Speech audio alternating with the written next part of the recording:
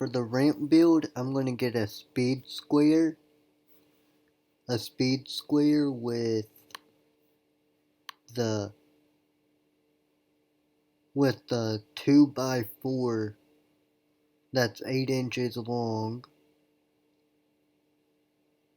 but really it's actually 1.5 by 3.5 inch, and it's 8 foot long.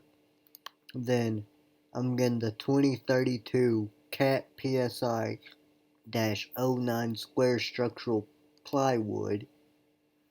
That's 4x8. Then I'm getting the Titebond 16 ounce 30 Ultimate Wood Glue.